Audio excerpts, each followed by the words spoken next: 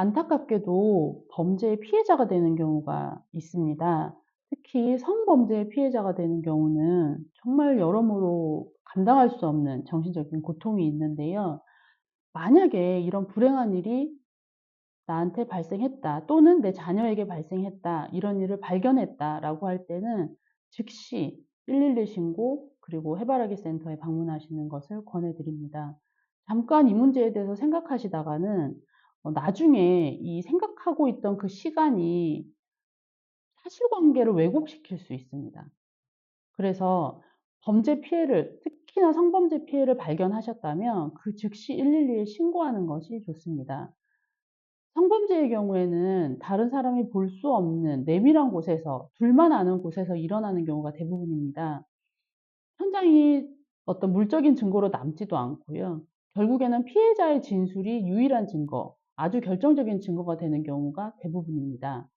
가해자 측, 피해자 피고인 측에서는 피해자의 진술의 신빙성을 다투는 경우가 많습니다. 내가 동의하에 성관계에 한 것이지 폭행 협박으로 성관계를 한 것이 아니다. 또는 상대의 동의를 받아서 한 것이지 상대가 정신이 없을 때 내가 중간간을 한 것이 아니다. 나는 저 사람을 강제추행하지 않았다. 만진 적이 없다. 애초에 접촉한 사실이 없다. 이런 주장을 할 때요. 가장 중요한 것이 피해자 진술의 일관성, 범죄 전후의 피해자의 태도입니다.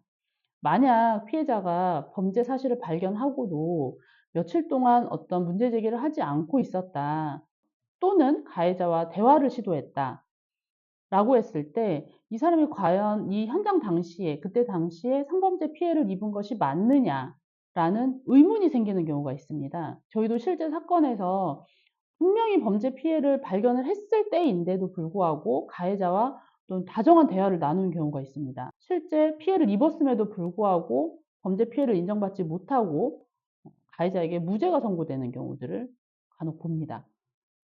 그래서 범죄 피해를 발견했을 때 그 직후에 했었던 행동이 굉장히 중요한데요.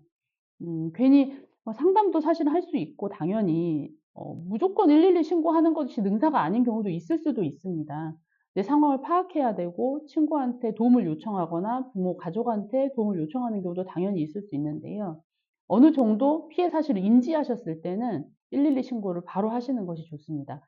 112 신고를 하시게 되면 특히 성범죄 피해의 경우에는 그 사람이 있을 수 있는 가장 편안한 장소에서 초기 진술을 받게 됩니다. 그 초기 진술이 결국에는 나중에 사건화가 되었을 때 가장 중요한 진술로 활용되게 됩니다.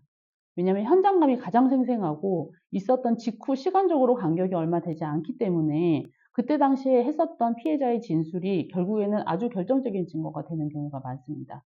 그러니 잊지 말고 범죄 상황을 발견했을 때는 당장 112 신고를 하시기를 권해드립니다.